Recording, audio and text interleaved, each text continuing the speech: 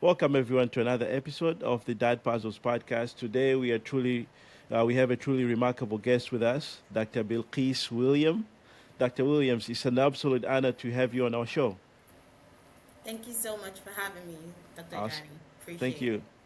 Thank you. Can you tell us a little bit about yourself? People would like to know where you're from and your amazing background. You have a quite a background. Thanks so much for really accepting being with us today. Thank you. And everyone that's listening to us, welcome to today's episode. So, Yes, yes. my name is Bilqis Williams. You can say it like a Bill and a kiss. So, Hmm. Bilqis Williams. And I'm Nigerian. I'm also Canadian, and I studied in the US for a couple of years. I'm a medical doctor. My specialty is in public health, environmental, and global health, to be specific. Um, I have a variety of interests. So Yes. one of those are being a co-investigator for research studies, chair of a patient partner working group of the Ontario strategy for patient-oriented research. I'm also a director on the Canadian Public Health Association Board. I'm a mentor at the Zeribe and Wazu Foundation. So this is a foundation that helps people in Nigeria and other African countries to explore opportunities, especially in graduate studies in the United States. So we mentor them through like the writing, the application, and even pay for the application fees. I'm an advocate in many communities, which has led me to be part of the health equity group in Canada. Um, I also am an angel investor, as some Right. people say. Mm-hmm. I invest in businesses for marginalized communities, and yeah, a lot Wow. of Absolutely. Thank you so much. It's truly an honor to have you on your show. You have an extensive background in public health, human rights activism, and your inspiring journey. So we're eager to dive into you know your background and also see what's the relationship between that and also fatherhood. So, are we ready to get started? let's go. Awesome, awesome. Thank you so much. Thank you. So, with regards to the public health and human rights, so with your background, what do you see, let's say, the intersection of that, and along with the challenges that are faced with the fatherhood, and also just any opportunities as well.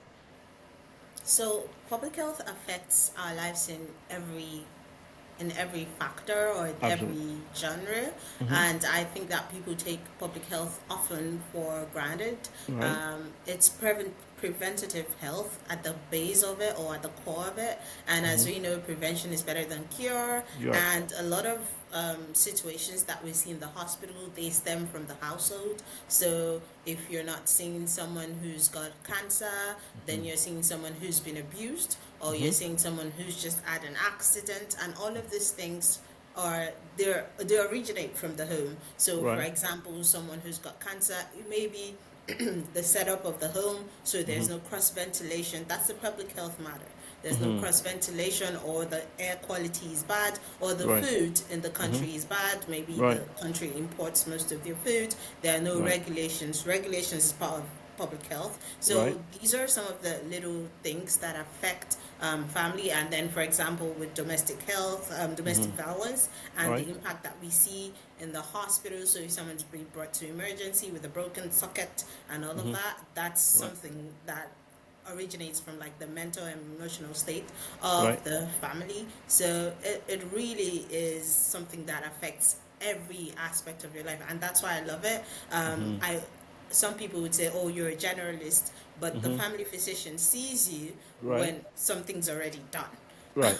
I hope that I Mm-hmm. see you Mm-hmm. before it is done, Right. and I help you to prevent all of those issues. And that's why policy and advocacy and community management and Right. mobilization is really important. Oh, thank you so much. And wow, prevention is better than cure. That term is just yeah, it's very important. So, what about the issue about this 25% equity rule? I think you've been the driving force behind it. So, could you explain what this rule entails and how it can promote equality and inclusivity in various spheres, including the fatherhood? So the 25% rule is based off of Islamic teachings. I've Mm-hmm. modified the title of that rule several times as Mm-hmm. a book is in the offing. Mm-hmm. So I've Mm-hmm. modified it. It used to be like a 20% rule. At some point I was like, is it 33%? And Mm-hmm. then based off my experiences, I settled on the basics in Mm-hmm. Islam. Okay. So, for example, when you're writing a contract, the Mm-hmm. number of witnesses you need to have in the contract, Mm-hmm. including the person, the debtor, and Right. the loaner. So that Right. makes four people, right? I And see. Right. if you look at that, that's 25% of 100 Right. each one. So Right. translated to recent events and my work in advocacy and the exposure that I now have Mm-hmm. translates to disability. So one part is disability, one part is ethnicity, one part Mm-hmm. is gender, one part is vulnerable populations, all entrenched in capacity. So this is how I came about the 25% rule. Okay. Awareness of all of this things. So and it translates into, I forget what you had asked me about. In What terms is of it? how that Human rights. inclusivity with yes. Thank you. So Mm-hmm. awareness of these issues. So you Mm-hmm. see how I said disability, ethnicity, gender. These are Right. all issues, and vulnerability or vulnerable populations. These are all issues that are important in our climate or in the conversations that we're having now for a better Mm-hmm. world. So Right. awareness of these issues helps you know when to step in to ensure the safety and future Mm-hmm. of your family. So yeah, or when to let the bird fly. Really, it's about impact and what factors or considerations you need to put into place to ensure that the impact is optimal. Oh, I see. Fantastic. Thank you. So we can dive a little bit into the health equity and racial justice. So, your work has been focused on this. So, how do these issues relate to fatherhood, and maybe like what steps can fathers take to really promote equity and justice within their families and communities?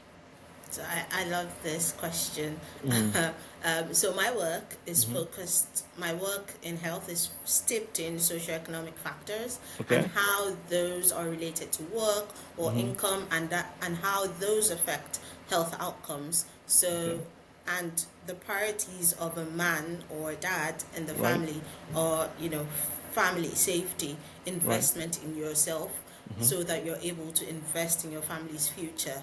So, but there are certain things that people need to know Mm-hmm. for you to really thrive in Mm-hmm. this in the family system. So Right. investment in yourself will include like therapy, counseling, self-reflection. Mm-hmm. So boundaries, being able Mm-hmm. to set boundaries and respect boundaries, Right. friendships, relationships, Mm-hmm. your community or the collaborations that you may go through, the friends that you have, so Right. that you avoid self-sabotage, because some people will be like, oh, I'm a nice guy, Mm-hmm. my friend, he smokes, Mm-hmm. he harasses his staff, but at the core is a nice guy, because Right. if they ever need help, is Mm-hmm. gonna help them. It's Mm-hmm. really not a bad guy, but you know that the Mm-hmm. things that he's doing, his values do not align with you. Right. And the Yoruba say that when there's soap on a leaf, and Mm-hmm. if that soap sits on that leaf for long enough, Mm-hmm. the leaf becomes soap as well. I see. So Mm-hmm. Okay. so Okay.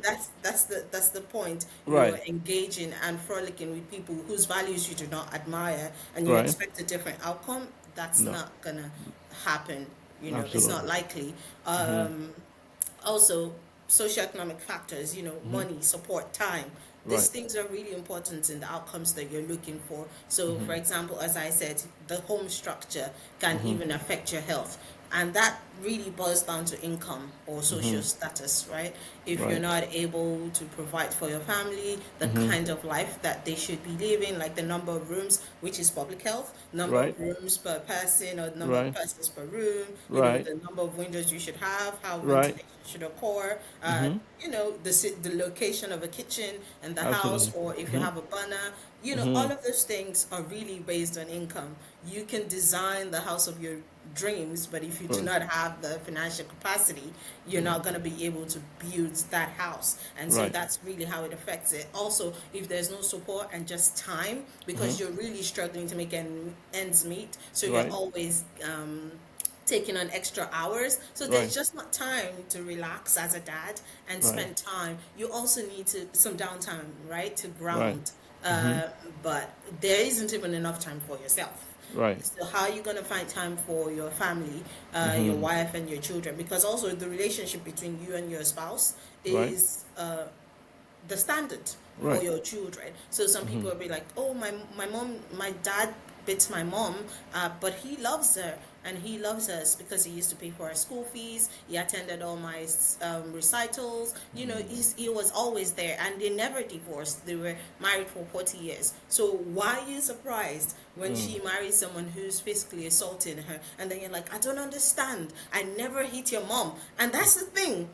Once time has passed, Mm-hmm. it's never happened, but Right. it's instilled in the child's brain. These Right. things don't happen out of thin air, Right. so even if your child is not the perpetrator, which is usually the case, they're Right. the recipients because they've translated the presence of violence As a as norm. part of love or part of Right. training, because Right. when you hit your work spouse, you're going to hit your children, Mm-hmm. because if you can hit an adult, Right. what is What stopping you prevents you? from Absolutely. Absolutely. exactly from Mm-hmm. hitting Right. a child? And this translates into racial justice. The Mm-hmm. above factors, or Mm-hmm. the pre-listed factors that I've just mentioned, Right. further marginalize you, Mm-hmm. because if you don't have money, support time. So let's say that something, an incident were to happen, you're Mm-hmm. bereft of resources. It Mm-hmm. puts you at a disadvantage and at the mercy of others.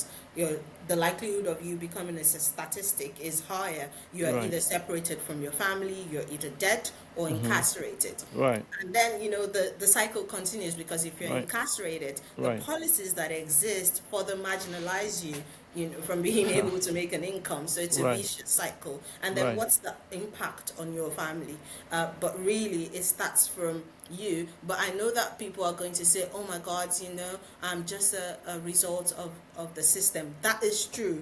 Mm-hmm. We, especially as Black people, Mm-hmm. know already the impact Right. of like systemic oppression and Right. just the all of the other systemic problems that exist. But Absolutely. there are certain things that you can isolate yourself from. Mm-hmm. For example, moving with the wrong crowd when Mm-hmm. you're able to, because sometimes Right. you're just born in the wrong crowd, right? Right. When you're able to, not volunteering yourself for Right. evil Mm-hmm. things, or on irresponsible activities, and then you Mm-hmm. get caught, and then you say, oh, it's because I'm this and that, that's Right. why they're isolating me. That's not the problem. Don't adopt a laissez-faire attitude to your Mm-hmm. life, Mm-hmm. and don't be unaware, because if you're unaware, you're unable to support the things that your children need. Right. For example, the most basic things. Children Right. report sheets, come home, they're unwholesome comments in these sheets. Right. Other kids do the exact same thing because Mm-hmm. this character is age persistent. So, for example, if a 9-month-old is bedwetting, am I Mm-hmm. concerned? No. But if Mm-hmm. you don't have community and if you don't speak to other people, for Right. example, you're the one Black kid in the school, Right. your mother doesn't have someone else to compare it to and say, oh, she's bedwetting and 9 months, should I be Right. worried? And Mm-hmm. then the teachers putting, comments in the report sheet at daycare and saying that she's difficult, she's Mm. making bad choices. Right. And I'm Mm. not joking about these Mm. things because I'm a Wow. mother myself, and you'd Right. see it. So Mm-hmm. they would write all these glowing recommendations, and then they Mm-hmm. just put like that one bad word. And the Mm. thing is, you can disregard it, Right. but in the grand scheme of things, let's say that there was a fight that broke out in school. That Right. one comment is going to Mm-hmm. do them over, because they'll be like, they're difficult. They've been said to be, No. making bad choices. Mm-hmm. And when your spouse raises it, Mm-hmm. this comes back to family. And let me know if I'm going off point. No, no, no. This is definitely great points because honestly, I can relate. I would like to share these studies down the road because, like any, you explained it even more because initially the study I found it was just talking about how when the child is a product of abuse, they end up actually being abused as well. Like so. This was a good study I found, but I think I did not read maybe the details of it. It was just sound more like a ratio thing, but you have provided more background to it. Like Context. yes, a lot more context. So thank you. I truly appreciate that. please continue. You're not Thank you going so overboard. You Thank know, you we so much. So, and yes, when yes. your partner raises it, if you don't Mm-hmm. have a good relationship with them, Yes. you're abusive, or Mm-hmm. you're not the kind of person that's approachable. You're Right. like, you're overthinking it. You're Mm-hmm. crazy. Right. Verbal abuse. And Mm-hmm. then without acknowledging an opportunity to be curious or an Mm-hmm. opportunity to develop. Right. Because it's also self-development, Mm-hmm. it's the way that someone would say, oh, if she doesn't want to hug, Mm-hmm. it's fine. Mm-hmm. But you're going to be like, what's the big deal? And Uh, then that child mm. grows up, works in an office, and the boss says, oh, come in for an hug. And then he touches her in unpleasant places, Mm-hmm. but she can't tell you. And you're Mm-hmm. like, why didn't you talk to me first? When, the issue escalates But and she there's been remembers. assault, because she remembers. She was All like, right. What's the big Dad, deal? you Yeah. were like, it's just Right. in her brain. She doesn't Absolutely. even know why she's making these decisions, but Mm-hmm. she knows that you will not support her decision. Because Thank you. now you're talking about it and saying, "Oh, you didn't tell Daddy," Mm-hmm. but Mm-hmm. if she had come to you, because it's already instilled in your character, Right. you're gonna say, "Oh, it's just a hug, right? Give your boss a hug. You need this job, don't you?" Mm. Because you haven't self-developed. It's Right. not gonna change in an instant. Because Wow. even when the situation escalates and maybe Mm-hmm. there's been actual assault, penetrative Right. assault, you're Mm-hmm. still gonna say, "What were you wearing?" Mm. And then you end up just victim blaming, which is totally Exactly. unfair. Yes. So you have to be intentional about Mm-hmm. opportunities to be curious, Right. opportunities to self-improve. And Right. how you're going to have that conversation, Mm-hmm. you have to self-reflect. Right. Self-reflection is number Right. one. At Mm-hmm. the end of the day, you're like, oh, how did my day go? When I Mm-hmm. came in the house, oh, I was a little sassy. Right. Could I have handled that better? Mm-hmm. Hindsight is 100. Mm-hmm. And everyone knows that you're a work in progress. So don't say, oh, take me as I am. You married me this way. You already knew I was like this. She knew that you were like that, but Mm-hmm. she was hoping that you would develop, Right. just as she self-developed to, meet your needs. Right. Right? So Right. that's why you need the right group around you. You need a Mm-hmm. mentor. And Mm-hmm. I love this word, like Mm-hmm. this whole framework about mentorship, because Mm-hmm. most of your podcast, I watch your podcast. Oh, thank you. Thank you. Thank you. Thank you. Most of your podcast talks Mm-hmm. about the need for a mentor Right. in the right spaces, Right. right? Mm-hmm. So if you don't have a mentor, who are you Mm-hmm. going to Mm-hmm. speak to about Right. the issues that you're encountering? Who's going to give you solid advice? Because Right. there's advice and there's advice. So Mm-hmm. that you know Like somebody that has been there, walked, like has walked the path. exactly. So Absolutely. so Mm-hmm. that then triggers your Mm-hmm. initiative in you to self develop, Mm-hmm. right? Right. So the approach to that's it. So the Mm-hmm. approach is really charity begins at home. Mm-hmm. You know, self introspect, surround yourself with the right people, Mm-hmm. be curious, and Right. really be intentional about self development. No one's gonna do it for you. And I'm gonna sing a song from my language that Mm-hmm. says, "Yeah, mi Yes. baba, obi mi da, emi gangan mo tutu abi." What it means is that I was born well, I was Mm-hmm. raised in a good home, I Mm-hmm. have a noble background, but I've also self developed, I've also self taught. Thank you. So Thank you. now I'm world acclaimed, I'm famous, Mm-hmm. everyone loves me. Right. But do you see the point there was that you were raised right? But did Right. you also raise yourself? That's the Because part that as we you and miss it. I know, Yes. things Mm-hmm. have changed, times Right. have changed. Mm-hmm. So what are you doing to improve yourself? Because evidently, let's say your parents raised you up until high Mm-hmm. school or Mm-hmm. university. I Right. hardly have I seen a parent that then says, "Oh, so now I have excess money. Would you like Mm-hmm. to do graduate school?" Mm-hmm. Mm-hmm. It's usually your choice. Even Right. if they were gonna sponsor you, you would have to Mm-hmm. say, "Oh, Dad, I think the next step now is, Mm-hmm. going to graduate school, but I don't have the resources. Are you able to support me?" But no one is gonna to volunteer graduate studies to you. Unless And they're that's when you start to make your own right. No, no, decisions. this is great. No, thank you, because actually those points are really important for us as fathers to take them seriously, and also to remember to not be discouraged. The change, like you said, like that effect you had long time ago is not going to change in like right, right. So it's going to take some time, but keep developing yourself. And and I think one of our guests, his name is Tim Story. He's amazing. He was saying that make make it end with you. Like the problem that in the past that you had, all these traumas and such, make it end with you. Like don't don't replicate what happened to you in the past. Awesome. Thank you so much. I truly appreciate that. I think you have provided so much meat into this like subject. I appreciate that. I'm glad to hear. Thank you. Awesome, awesome. So let's talk about a little bit about the cultural perspectives in fatherhood. So as a leader in global health, and what insights do you share about the impact of the different cultural perspectives, and also how can we learn from these diverse approaches? What I love about global health is how Hmm. it helps you see the Hmm. influences of different cultures across the globe Okay. on like norms. So the Hmm. things that we do now Hmm. are borrowed from certain climates. Hmm. Universal health precautions or Hmm. certain things that used to be done in a little country or in a Hmm. little city somewhere, and Hmm. someone went there and was like, "Oh, this is great." You Hmm. remember the story from Jon Snow? Hmm. So, Hmm. just one person washed their hands and it was like, oh my God, this is Hmm. it. And now we Right. all wash our hands. And Right. this became very useful in the epidemic, right? Hmm. So sometimes it's the little things, the way that they translate into real life, and then they become a global attitude and Hmm. makes the world a better place. So the Okay. approach to fatherhood, so I'm going to Right. bring global health to fatherhood, is Right. different in various climes for Hmm. following reasons, like its Hmm. culture, its survival, Okay. religious influences. And Hmm.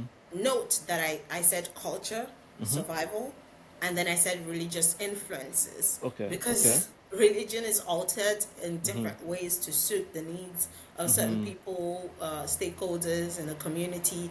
Right. But it's stemmed in religion, and then they Hmm. alter it, especially when certain groups of people, vulnerable populations, Hmm. are not educated.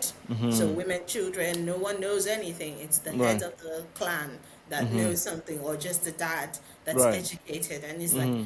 in the dictionary in Hmm. America, this Hmm. is how to do it. Hmm. And so Right. Right. everyone just follows daddy, as Hmm. opposed to if mommy was educated as well, and she's gonna be like, I understand, but Hmm. this is my perspective and this is my Hmm. thought. And that all of this is really based on communication and comprehension and your um, openness to change, right? Right. Hardly have I ever had a conversation where I haven't changed my mind leaving that conversation. So it doesn't mean that I change my values, but it means that I'm able to accept, oh my God, I could listen to somebody else saying this, because this is another perspective I never thought about. And that is really important in advocacy, because you think you've seen it all, and then someone's like, this is why I keep doing this. Hmm. And then you take that perspective, put it in your pocket or in Hmm. your Right. hand, and then you Right. work with it. So you work with that line of thought, especially when you're writing policies. You know that there are differing opinions out there, and you Hmm. tackle it. But if Right. you don't have these conversations, or people know that you're never going to change, they're just going to be like, oh, just nod so that she can Hmm. just go away. Right. But if you allow people to engage you, they Hmm. see that you're more willing and receptive of change, and you Right. can actually alter your opinions, Hmm. then you have the arsenal of Right. every other person's perspectives. You know what's at the table, what's Right. the thoughts of everyone at the table, and you're able Right. to navigate that in negotiating policies and exploring new opportunities for a Hmm. better world.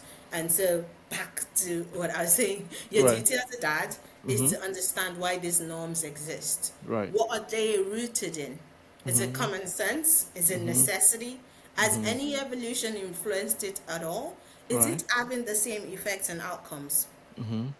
So you're doing the same thing. You're like, that's how my dad used to do it, and my dad's dad before him, and went. Right. But 7 kids have died because your dad's dad did the same thing. Hmm. Right. So do you Right. want to kill your kids? No. Right. So is it having the same effect? Is Hmm. it common sense? Is it necessity? As evolution changed it? Hmm. These are questions you need to ask yourself. Don't just be Right. like, that's how everybody did it. Jamal does it, so I'm gonna Right. do it. You I'm the only man. I should do this. Yeah. Oh exactly. my God. And Yes. it will Yeah. be folly if Hmm. something were to go wrong and you were Hmm. asked, oh, so what's the rationale for Hmm. this decision? And you're like, Right. everyone does it. Hmm. It's not gonna sound as cool as you think it sounds now. That is true. when bad things happen, right? For Right. example, spanking. Spanking did not even originate in the black community. It was an influence of slavery. And if you still go to African countries right now, and this was from a conversation I was having with my mom over the weekend, and she was saying that why do people even spank? Just punish the child, ask him to face the wall, you know, because Timeouts. Yeah. uh, if you're of African origin, am I correct? Right. And you know Absolutely. that Tanzania. fantastic. Yes. Yes. So isolating people from conversations that are very interesting Right. that happen in African communities or compounds are Right. really like they're heartbreaking because you can hear Absolutely. your favorite aunt come in Right. with bags of fruit and everyone's like, yeah, but you're Right. like, face the wall. Right. Timeout. Oh So my. timeout. So Yeah. timeout originates from Africa. So it's time for you to ruminate. Was this really worth it? Oh my God, all those fruits and mangoes, I'm not going to eat any of it. Is it really worth it? That Right. allows you, to think. Lots of choice, right? Right. You know how they would cast lots and say everyone draw sticks, and then the person who draws this one is going to get the meat first. But if you're serving punishment, you don't get to cast a lot. You don't get a choice. You Oh get man. the bottom of the pot, You whatever is know, left. I like to like share with us. I think I remember when we were in school. If you're, let's say you talk like like you make noise or whatever. When the teacher is not there, they call you in the front of the class, and then you raise your hand up, and like you call the sky, that kind of stuff. Very good. It's I not love that. spanking, but it works. Exactly. Not Yes. spanking at all. Remember Exactly. the stool Exactly. down where you Ri- touch the floor with one finger Oh and my you raise the goodness. other Oh foot. my God. Yes. And then the wall sitting, which Uh people huh. now say it's exercise, but it used to be punishment in those Right. days. So these are ways in which we used to correct the children, and it Right. worked. It was efficient. And you're still spanking your kids, and then, the effect of spanking now is that you can get child services called and your children taken away, or you Right. get arrested. So is it having the same effect? Because some Right. people be like, oh, my mom spanked me, and that's why I have common sense. And God Maybe forbid. Go ahead. you go ahead. You go Please, ahead, please go please.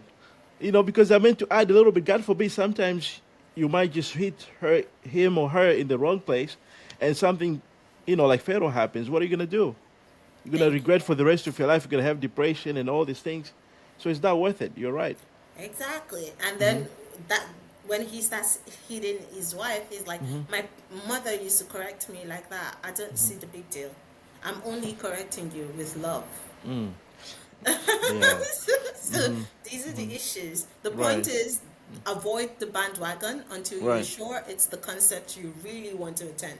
Absolutely. So, Absolutely. Thank you so much. This is, I love your, this conversation is truly rich, and people can take any segment that interests them. This is beautiful. So let's talk a little bit about, how do you see, let's say, the issue about, the cultural perspectives in fatherhood, because, you know, you have different cultural perspectives in fatherhood. What do you, I know we have talked about a little bit now the whole spanking that, for instance, where we are from in Africa, there's no spanking. This is beautiful. What other cultures you think that maybe dads can learn from, or maybe like change their life going forward? for example, Mm-hmm. polygamy, Mm-hmm. that's something that has profound effects in the family. Or Okay. cheating, because Mm-hmm. now some people, they're like, oh, I don't want two wives, I'm going to have one wife, but I'm going to Mm-hmm. have 10 side chicks. Mm-hmm. So the thing is, and so we're speaking to religious influences now. It's Okay. like Okay. you're allowed to have, but you didn't read the whole text, which is Right. that if you're not Justice. able to be fair, Right. you can only have one. You can only have one, right? Right. And also, what are the parameters for Mm-hmm. these four wives, right? You Mm-hmm. have to be wealthy to a certain standard, because for one family, you have to have at least 5 rooms. So we're Mm-hmm. talking about 4 mansions here. Mm-hmm. You can Mm-hmm. hardly afford a room, Right.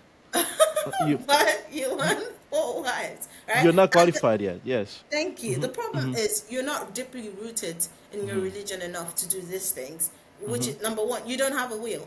So let's say you even had 4 mansions, you Mm-hmm. didn't write a will Mm-hmm. because Nobody writes a will, or you don't even know that you're supposed, because you're taking the religion, right? Everything's based on the religion. But why are you taking half and half?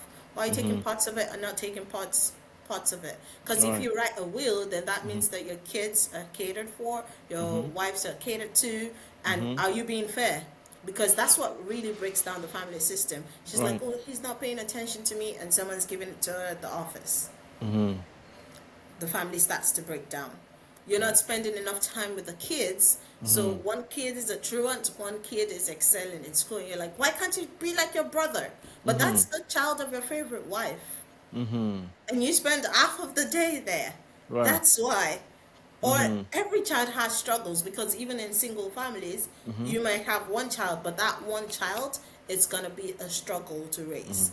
Right. If you were so focused, you'd be able to explore the opportunities. And that's it. It's like, I never give my parents problems. Why are you so problematic? How about if this child is struggling with mental health issues, but you don't have the time Right. because you're chasing other things, right? Right. You're not Absolutely. focusing on your family as a dad. And Right. I'll bring it back to religion again, since that's where we want to go with this, right? Is that you will first be asked about yourself when you account to God, and then about your family. And your family includes your wife and your children. And Right. the Prophet says, the best amongst you is the best to his wife. Right. So start from there. Why don't you focus on the important things and leave the sunnah and do like the important, the actual The- like obligatory acts first? If you don't mind, Focus on right. If you don't mind, I'll let you repeat that statement. I think it's a beautiful statement. You know, that the best man among. yes, the best of you is the best to his wife. See. Wow. Best among you is the best to his wife. So See. that's it. Absolutely. Thank you. Thank you. So these are the issues. So there are other cultural things too. So as I said, avoid that bandwagon unless it's the concert you really want to go to. So there's other things like the way that hairstyles are made. Some people will be like, oh, so you can't wear locks. You can't. Do you know why he can't wear locks? Is it because he predisposes him to like police brutality or whatever? And are you just commanding him, or are you asking questions with these kids? So questioning is a way of teaching, right? You don't just say, this is how it's gonna be. And that's it, and that's final. Are you questioning them? So have you thought about this decision? Do you know all the effects that it could have? Are you willing? So if this situation arises, have you learned skills to help you navigate that situation successfully? Right. Are you having conversations with children? Are you negotiating? So I'll bring this back to when I was a kid. So I have many dads. So when I say I have many dads, I have a lot of males that have been influences in my life. Okay. So one of them is Mr. Vincent in Wajako, and he took me to a client's house. So he's an electrical engineer. So he does like electrical fittings and everything. So like construction from the ground up, refurbishings and everything. Took me to a client's house. That client then happened to be an older or like a previous principal of my boarding school, a federal government college, right? And when I got there, she had a library, she was well read, she had a family, she was successful, she was, most important to me, is that she was empathetic and respectful. At this time, I think I was in GS3. Like, I was a nobody. She could have been like, oh, hi, and just walked away. But she engaged me in conversation like I was a Nobel laureate or something. And that stuck with me.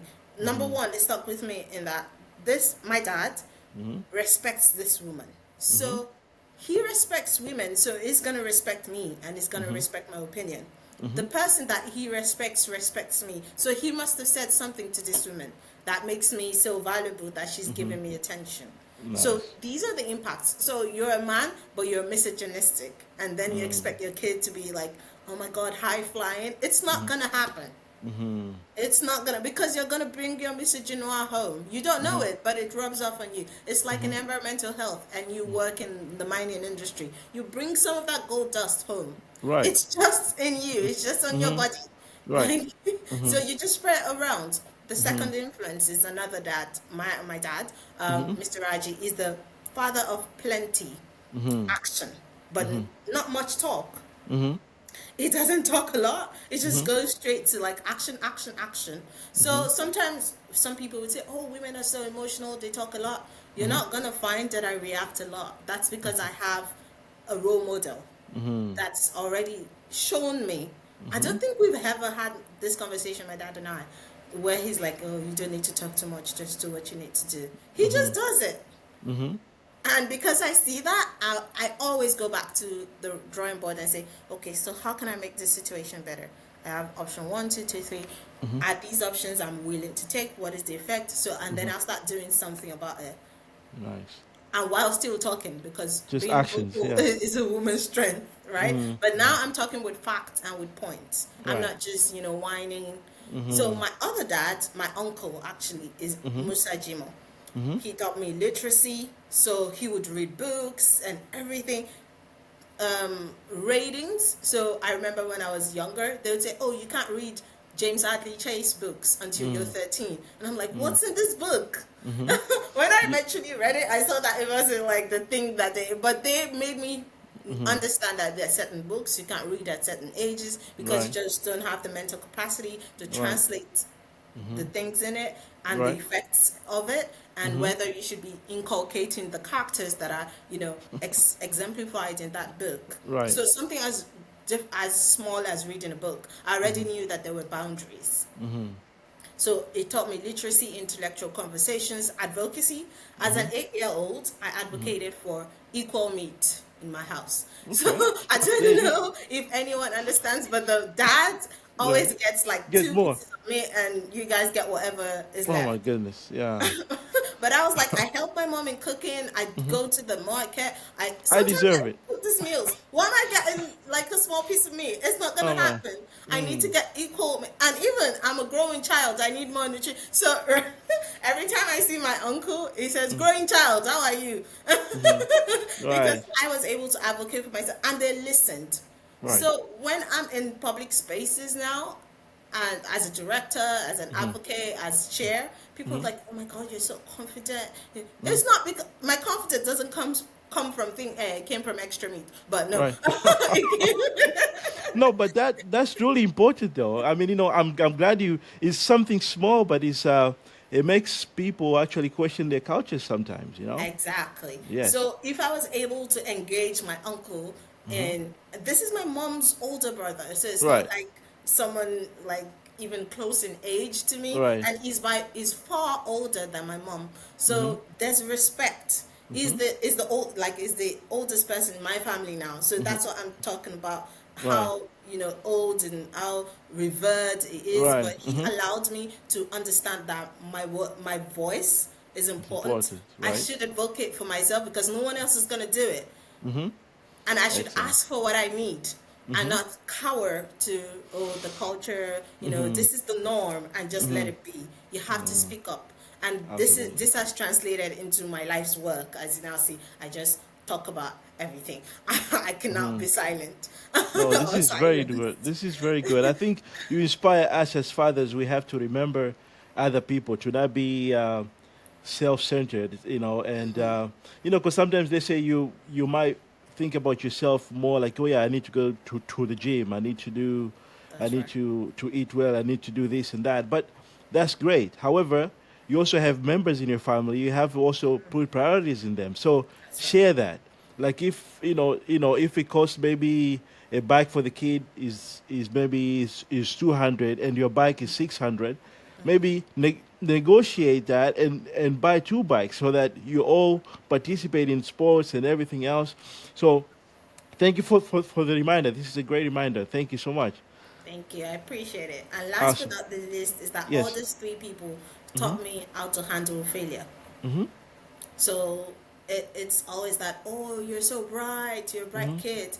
But when it came to time to go into the university, it's an application system. Right. You're the best in your community, your Right. little community. But once you go into the big world, it's Right. like You have cat more. eat, like dog eat dog and Right. everything. And you have to bring a lot more to the table. Right. Right. And they taught me how to handle my first failure. So it was like, I'm great. Everyone thinks I'm bright. I'm the best student. I've got like 7 A's and 377. They should just give me this admission. And that's when all three were like, this is why you're not getting the admission. This is what you need to explore to get that admission. This is what you need to do, and this is what you need to show. And when you get there, you need to be cutthroat. It's no longer your primary school where everyone loves you, nobody gives a damn. Right. Now you have to show your skills and extend beyond yourself. So the secret to resolving failure, or the secret to success, is extending beyond yourself. Many people don't know that the reason you keep failing is because you only think about yourself. Oh. You're like, oh my God, I failed this. Oh my God, I have to make money. But you're not thinking beyond yourself. And the reason you need to think beyond yourself is if you see other people's problems, you are extending yourself, and so you're able to create a solution. But if you only focus on yourself, it's only your problems, and nobody cares about your problems. Your problems are not the world's problems. Right. The most important people are the people that are solving problems on a large scale in their community, in their country, in the globe. But you don't even care. You don't even watch the news. So you don't care about other people's problems, and so you don't solve their problems, and so no one gives a hoot about you too. So you have to extend beyond yourself. Thank you. Wow. No comments. This is excellent. Thank you. Thank you. What do you think in terms of the like I'll jump a little bit into your work with the Canadian Public Health like Association Board. Have you encountered any policies there or initiatives that have a direct influence on the fatherhood or family dynamics? Do you have any examples or? So I'll try not to speak to my specific role. Thank you. Thank because of certain absolutely, regulations, right? But Absolutely. I'll say that policies affect everything around us, and yet it is the most ignored thing or part of our lives. Strategy creation, language, like the way that public health languaging is done. So you remember before it used to be men, women, but now it's like everyone, folks. Right. There's a way that you address people now to be more inclusive. Right? Even doors, when you go to a store, it used to be that if you can't open the door, bye. Now you have to have disability access. Right. Accommodations need to be made. So policies have evolved to help make lives better. But people don't know that policies affect your everyday life, the way that you invest, the things that you can do for your child. So, for example, you can't even, in some countries, you can't just give your inheritance to your child. Because then they'll have to pay inheritance tax. And sometimes they lose that property because of these policies, right? Wow. And because you only concern yourself with your problems, you never engage in advocacy. You're like, I don't want you doing anything, just put your head down, don't speak about anything. And do you know the power of men?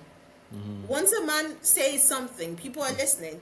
Women, we have to band together. We have to, use our voices. We have to show that we have capacity. Even though everyone knows you have capacity, you can be doctor 17 times, PhD with, a graduate degree from space. No one's going to listen to you unless a man comes and says, oh, I agree with you, Dr. Williams. Now everyone's listening, right?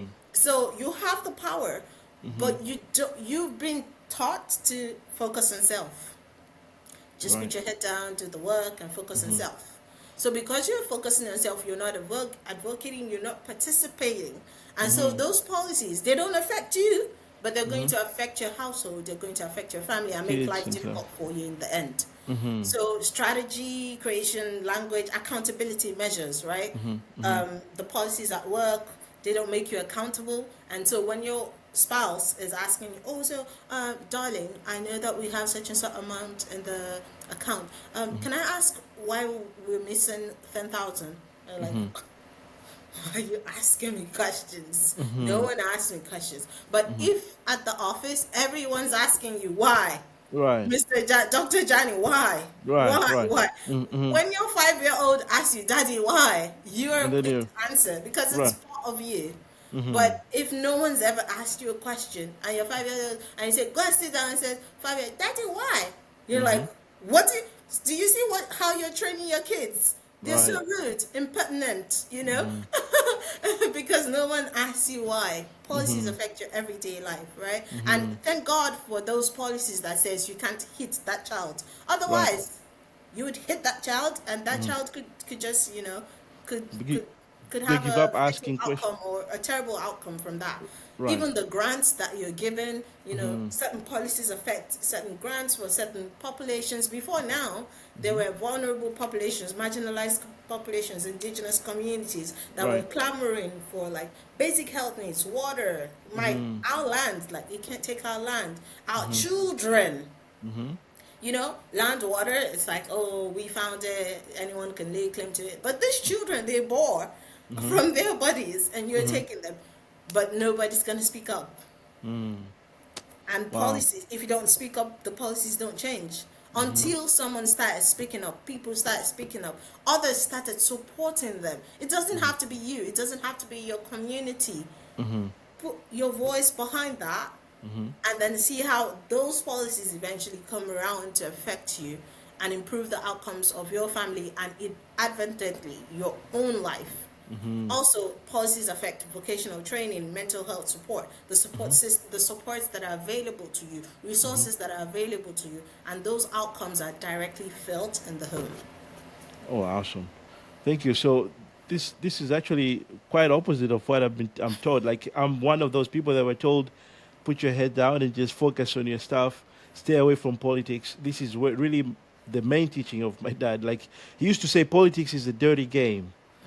But I think this is maybe is the cultural thing for them, because now you're mentioning how these policies really, they can not only affect us, also our families and stuff. So we really need to be more outspoken and participate in policy That's true. making. Yeah. And your dad is not wrong. That's a pervasive thought. In fact, there's evidence to prove that he's right. But Right? then also your point is, if you don't participate though, how you gonna make, how you gonna see that Thank change? you. And that's it, the continuous speaking up. So how many people are they gonna kill? Are they gonna kill everyone? They're not gonna kill everyone. That's because there's been assassinations, people who wanted to change the communities that we've lived in, we've come from, and but they can't assassinate everyone.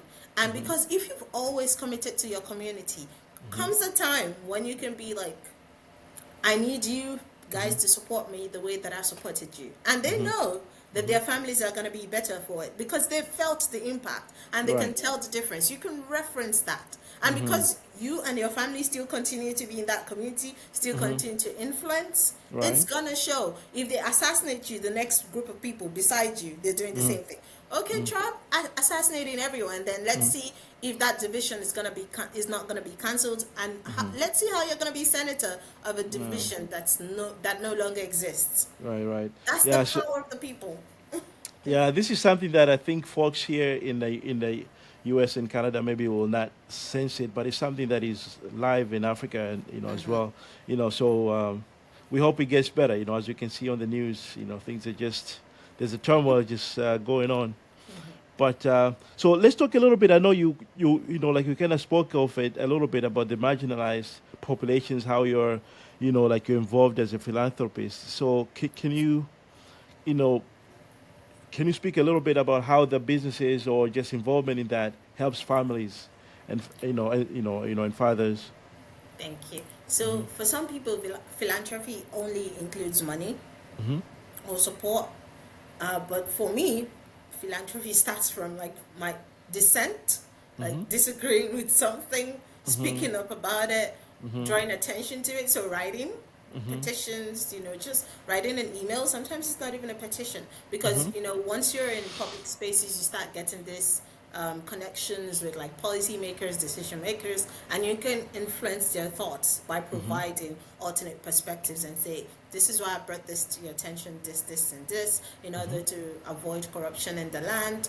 We can try this alternate approach and then see how it goes.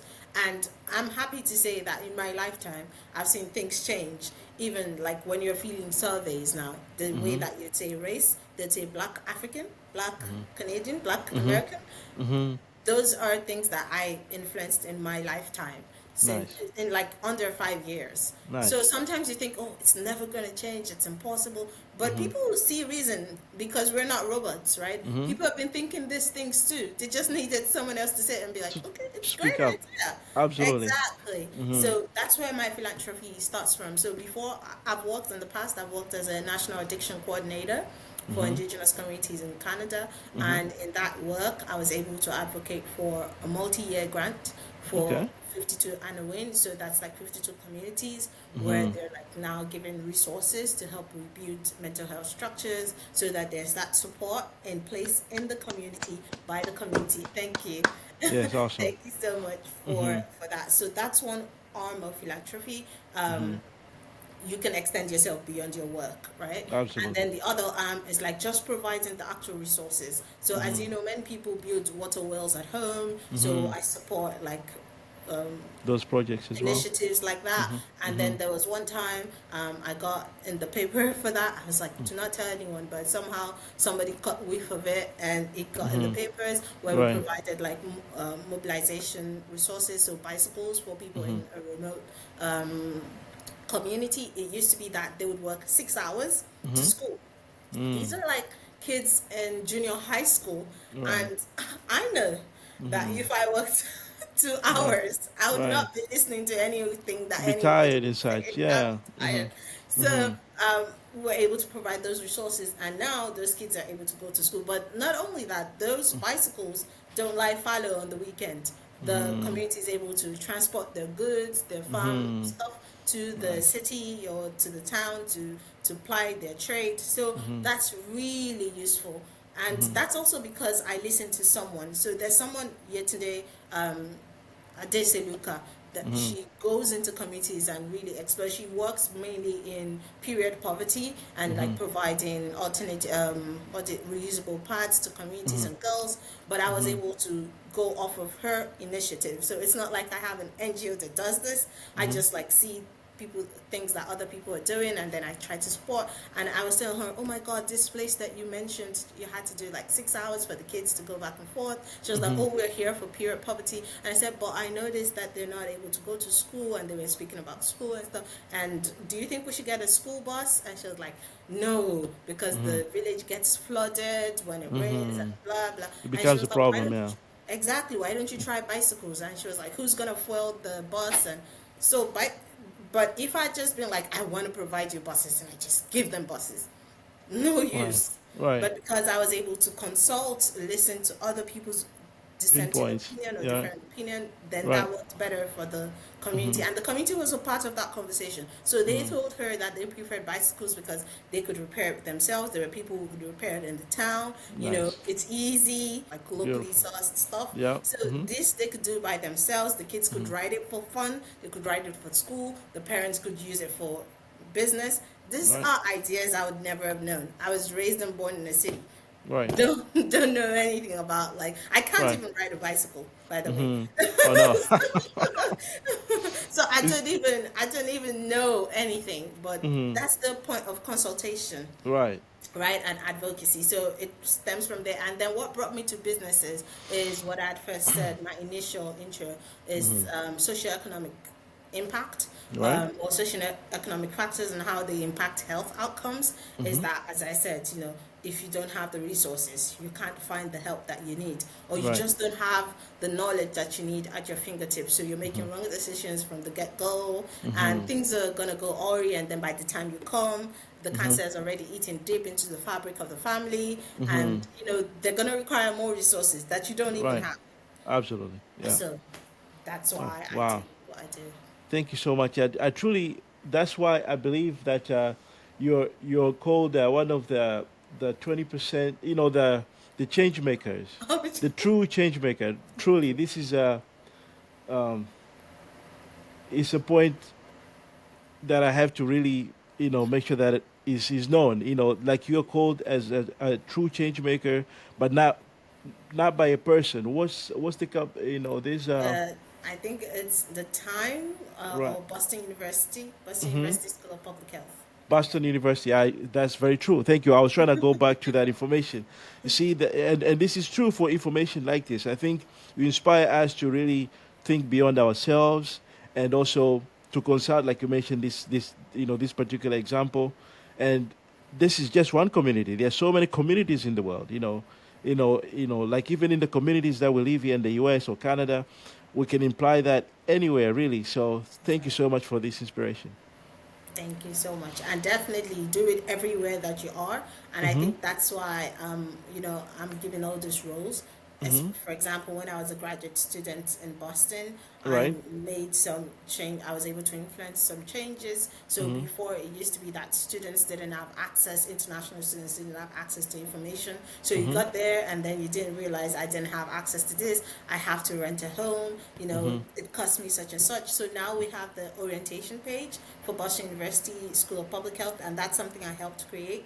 Also, I was a student administrator there. I was part Mm-hmm. of the governing council, and there were a Mm-hmm. lot of things that changed. I was also instrumental in removing like the test scores. So Mm-hmm. the GT, I forget what it's called now, the one where Mm-hmm. you have to score like a certain thing in four Mm-hmm. caters to get Mm-hmm. like a score of around 300. I think it's GSC. I forget GEC or something.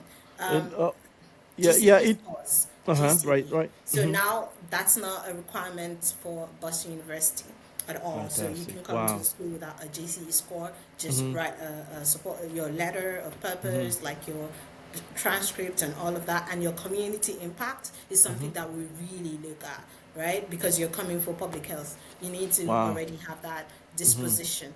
So Okay. change the Wow. world wherever you are. It doesn't have to Right. be like, oh, I don't come from here, but you live there. Right. Right. Speak up. Absolutely. Wow. Thank you so much. Thank you. So let's talk a little bit about fostering inclusivity. So as someone that is informed in diversity and sensitivity policies, how can we foster an environment where all fathers feel valued? Uh, just given their different backgrounds, and how do you comment on that? Big question. So, Sorry. Sorry. for fathers to feel valued, Mm-hmm. uh, it's a big thing. It starts from the family, but it Mm-hmm. also starts from the community. As we know, Mm-hmm. fathers have not been supported in the ways that they need to be for a long time.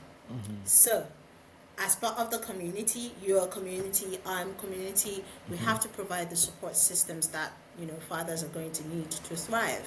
Mm-hmm. So, like that mentorship that I was speaking about, Right. usually people don't want to walk up to you and say, can you be my mentor? Mm-hmm. Because there's Right. so many things that you could be mentoring someone on. Is it Mm-hmm. academics? Is it real life? And Right. they're scared. Mm. The Vulnerability stigma. is an issue as well. Right. So, and then you have your group of friends. You're like, this Mm-hmm. guy, he's just got out of prison. He Mm-hmm. smokes. I don't want to be, Mm-hmm.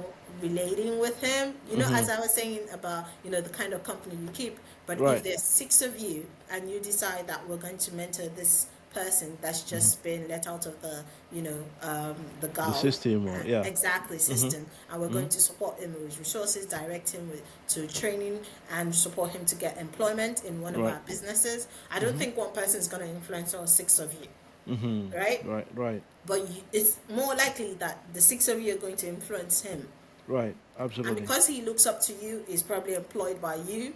Mm-hmm. He needs to be straight. Right.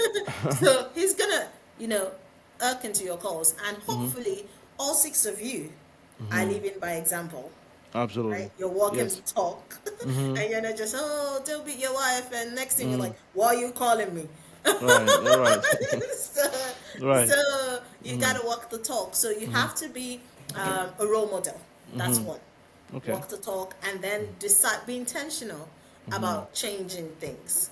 So Mm-hmm. you can't sit back and say, so for example, in our families, there's Mm-hmm. so many men that have mental health issues, Mm-hmm. but we just say, oh, that uncle of mine is always like that. Mm-hmm. But now you know better, Dr. Jani. You Right. know that, Right. oh, he suffered such and such trauma as a Right. child. So you can provide those resources and say that I'm gonna pay for 1 year session. If you Mm-hmm. do that, I can buy you a bike or something for your business. Mm-hmm. So you incentivize him You provide the resource, the mental health resource, for him to be able to attend those sessions. Okay. And when he comes back, even if it was one thing that changed about him, you've made his family's better. life better. Absolutely. Or he can focus more. He has more tools to self-regulate, so he can focus more. He doesn't have to visit that parlor, and he can focus more on his business, and lift some burden off of the family. So that's Right. one thing. But usually when we are talking about philanthropy or doing better or mentorship, we always think outside of our family. But charity begins at home. Absolutely. Charity begins at home, because you're going to have a wedding party and you're going to invite all your doctor friends, and your drunk uncle is going to be there. Right. And then yeah, everything is out and open. Yeah. Yes. Oh my. And the one day you have too much to drink, they're going to be like, oh, it runs in his genes. Do you remember at the party? And you set that on yourself, because you didn't extend those resources to your family. Because people don't know that you can now talk to a therapist, because it didn't exist in their time. But you know better. You can Right. extend these resources. You can share this knowledge and help. Thank you. Thank you. I think this is a good motivation for us fathers to look at ourselves and maybe just consult with someone. Sometimes you might think I don't have any problems, but I think it's just good to have those initial talks with. Well, even when you don't have problems, every decision that you make, you must consult. So I'm going to quote the Quran now. Absolutely. Yes. Sure. So if you're listening to this podcast, I need you to write the following. You don't have to be a Muslim or anything. You just Right. have to be a seeker of knowledge, because Right. you should seek knowledge everywhere, even if it was to the ends of the earth. Right. So, Quran chapter 2, verses 282. No, I'm talking about consultation now. So like talking to someone before you make a decision making. So Okay. Quran 3, verses 159. Okay. Quran 27, verse 32, 33. Okay. Quran 42, chapter 42, verse 38. Okay. Quran 4, verse 58 Okay. to 135. Thank Quran you. 5, verse 8. I will so be on and sharing so forth. those. I'll be sharing those verses. Thank you. Fantastic. Thank you. Thank So you. make sure you read those, and then you can explore. There's more about those. Consult. Even if you wanted to buy a pen, Right. consult. Right. Consultation is part of, and that's something in the Quran. I'm not talking about like scholars or whatever. It's in the Quran. God says, Right. if you wanted to make a decision, consult. Like, ask questions, because you don't know everything. It doesn't Right. have to be a problem. In Right. fact, it can be something that, for example, and I always wonder, everyone says, oh, when I want to make a decision, if you're going to do a business, you go for training courses, you're going to speak to someone, you're going to go to open houses just to learn about the business. But the most important thing in your life, your family, Right. the decisions that are going to affect you as you grow older in your present and your future. Right. You adopt a laissez-faire attitude, you're just going to be like, I'm going to wing it. Right. No. Are you not entertained by the thought of Oh. it? No. This I know. That's true. Is something. It's Seriously, you need to consult. So consult when you're making life decisions, important decisions, in between Right. decisions. And this consultation can be from inside the house. Your wife, you're like, oh, I'd like to do this. I'd like to take the kids I want them to learn how to play chess. Do you think it's a great idea? And she'll be like, I don't think chess is the problem here. She can't even spell. So oh, there you go. So through discussions, you exactly. But yes. you're not at home. You don't know this thing. And I'm not saying that you should be at home. That's not. Do you remember when you asked me what should the dad folk do in the family in public health? I was Right. like security, provisions and stuff. So Right. that focus on your stuff. And that's why you need the insight. Do you see why the need for that consultation is relevant? Absolutely. She's there. She knows what the struggles are. Right. She will tell you, oh, I don't think the problem is maths. The problem is spelling. Maybe we should invest in those books Absolutely. and the Bob books, and then they can learn how to spell, right? Yeah, That's yeah. one thing. Otherwise, you're investing in something with no pushback or no interest. You have mentioned something very important, that we're not really trying to make you dad to be like a stay-home mom or something like that. No, you focus on your duty, of course, but also just in addition to that, just maybe like consult with your wife or consult the kids when you have the time with them. Because if you're going to make a decision in your company, you're going to call the marketing manager, right? Absolutely. You don't care what he's gonna do. You just want him to say, oh, so we're going to use billboards, and you just say, okay.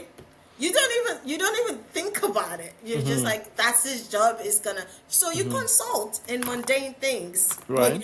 And I remember one of your guests saying something about mundane affairs. Right. Focusing on mundane affairs and Right. never on the important things, right? So Absolutely. you focus on the mundane things, but the important things you're not focusing on, right? And you're not consulting with the child. So mom says he's struggling with, or she's struggling with spelling, or he's struggling with spelling, or they're struggling with spelling, and you think, oh, chess is a great idea, but no one's asking this child. So in the end, that's is actually good. You fix the issue that is right now going on. The reading part. Let them know how to read and all these things. Down the road, of course, they can still learn the Of chess. course. No, Yes. they will tell you they want to learn chess because they're not comfortable enough that they can spell their name in chess class, that they want to go to chess. Right. But if you send them with the spelling problem to chess class, and so they're gonna be mocked Right. in chess class. Now they're neither gonna enjoy English class nor chess class. That's Right. the problem. Thank you. And Thank if you. you ask the child, then they know that I can advocate for myself, right? So you remember how I advocated for extra meat? That's Right. because we had a conversation. If there was no conversation, no avenue for conversation, that idea will rot in my Right. mind. So there has to be space for conversation. And I remember this. For example, you were asking me, how do you say your name? When I was going off to boarding school, because when you're a child, everyone calls you a nickname. It's like Billy, Billy Muppet, there's different things, right? And then when I'm going off to boarding school where there's nobody, my mom asked me, so do you want your, native English name? Because, we always have like a native name, an English name, or a Muslim name. And then she's like, which one do you want to be? And I said, I want my Muslim name. And she was shocked. She was like, I don't know if that's going to be a good idea because, you're going to be trolled, you're going to be bullied because you're Muslim. And I was just like, I don't care. I think I'm confident enough to handle it. And you know Right. what's funny? I'm popular now because of my Muslim name. Because it's not just, the usual name that everybody has. you. Absolutely. Okay. Thank you. So people know, people are curious when they hear my name. They're like, oh, I want to know. So like she has a different name. I want to know what she does. I Right. want to engage with her. And then that's where that conversation starts. But if no one asks me and they just filled my forms and be like, off with the Billy Muppet to school. Right. So it's That's good it. to be unique. Don't be afraid of your roots. Like if that's your roots, then And that's imagine that I was bullied because of my other names. I just said, oh, my parents made me bear this name. But if I was bullied because of this name, in fact, I was bullied because of it. Because some people are like, oh, you're so ras, you're so crass, you're so local. Why are you bearing a Muslim name when everyone's like a Jennifer and a Tony and everything? And I'm just like, I like the name. And to me, I didn't think that I was being like, sassy because my seniors would be like, you're so sassy. And I'm like, I was being sassy. I was just like, I like the name. Like, it's Right. as simple as that. And I didn't need to explain myself to anyone because I know that I chose it. It was my choice. And that's how you build confidence in kids, by consulting them. right. Thank you. Wow, thank you so much. So let's talk a little bit. We're going to switch gears now. We're going to talk a little bit about humanitarian service.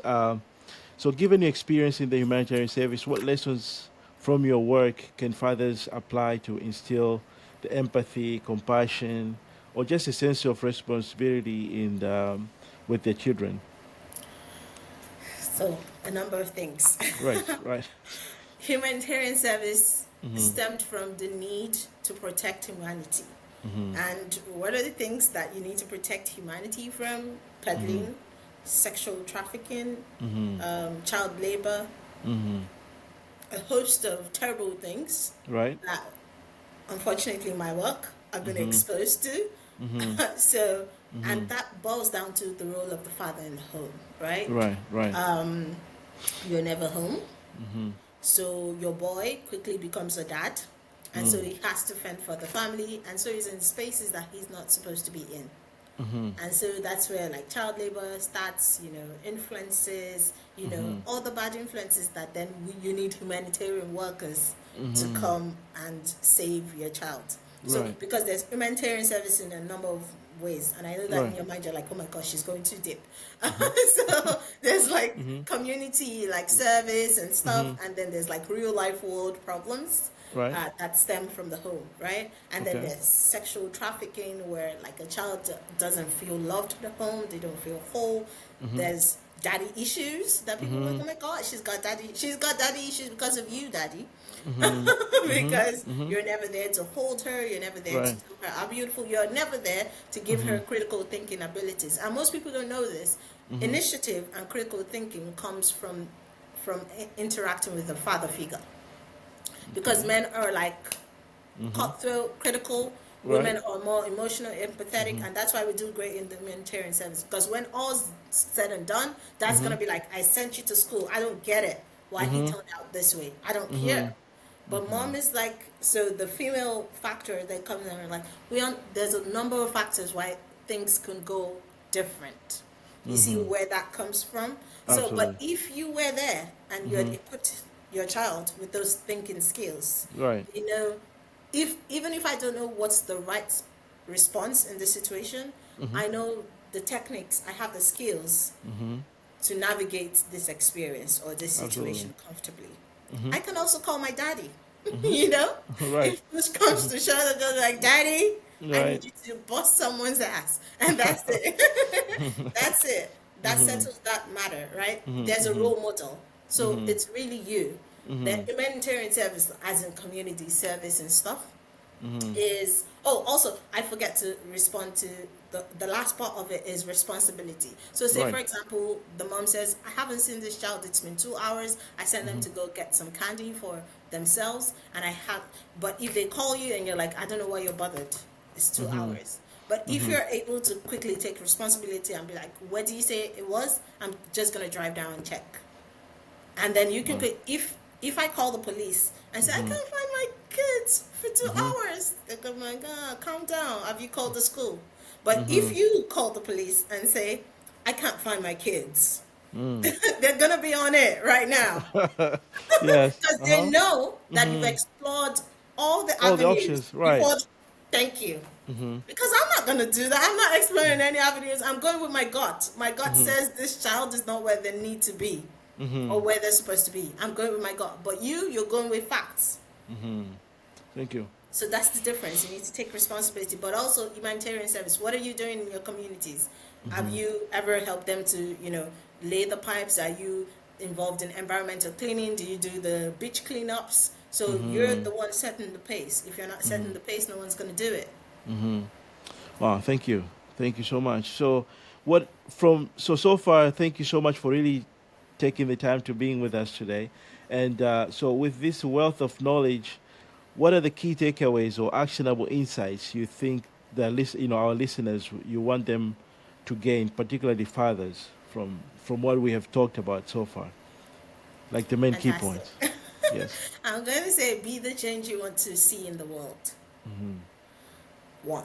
2, don't adopt the laissez-faire attitude. Surround yourself with the future that we wish to see. Laissez-faire, can you explain to Yes. people, because in the US, this is a little, this is So a I'm sorry. new, So new laissez-faire term. is lackadaisical, like I don't care attitude. All right. So don't be like, it doesn't concern me, it don't Right. matter, I don't care. Right. Don't do that. Surround yourself with the future that you wish to see. Be curious for your safety, because if you're curious for your safety, then you're able to extend that to your family and be like, oh, I noticed this and this. Be careful when you go around. Surround yourself with the future means like the people you want to see, the space you want to be in, mentors that are going to guide you, people you can consult. So you're making friends with someone, but you can't ask him about problems because you're like, that guy is stupid. I'm never going to ask him for advice. So why use friend? Absolutely. So, care about others. Man is not an island. Imagine when Adam and Eve, had that scuffle with God, and Adam was just like, you're on your own, I'm gonna go beg God by myself. He would have come to earth forgiven, but it would have ended his destiny because there was nobody to procreate with, right? It would have just been him. So man is not an island, and you control. Don't go to your friends to relax. Relax with your family, Right. because that's how you get to know them. Read, watch TV, movies, sitcoms, discussions. Because when you're watching it, you know the child that needs some help. Because you're watching the Right. TV and the only thing you're like, oh my god, that dress is so cool. Mm-hmm. It's the only comment they make every time. Mm-hmm. So you know whether it's their interest or they're not aware of anything else. And then you know where to focus your conversations, right? So Right. it's an opportunity for you to know what their interests are, but also to know where areas for improvement are. And Thank you. lastly, refine yourselves. No one's gonna do it for you. Refine yourselves. Wow. Thank you so much, Dr. Bilqis, Williams, and for sharing these invaluable insights and experiences with us today. And it's been really an enlightening conversation, and we truly appreciate your time and expertise. And I will make sure that I write down those beautiful ayats, Thank you. that you share about the importance of, just seeking help. Like not necessarily help, just advice as well. Like this is fantastic. Thank you so much for doing that. And Thank you so much, Dr. Johnny, for having me. awesome, awesome. Do you have any questions that you think our next guest, being a father, what questions would you want them to maybe, ex- answer from you as a, you know, I have a question. just any Because random question you think dads they should yeah, maybe I answer said from. before you're the gold standard, right? But I Right? wanted to ask, why is it difficult for men to practice what they preach? Thank you. I'll That's noted, and I will be asking any future father guest, so we can get their perspective as well. Thank you Fantastic. so much for doing that. So please, to all our listeners, we hope you found this discussion as enlightening and inspiring as we did. So please stay tuned for more insightful discussions in our coming episodes. Thank you so much. Thank you. Thank you. Awesome.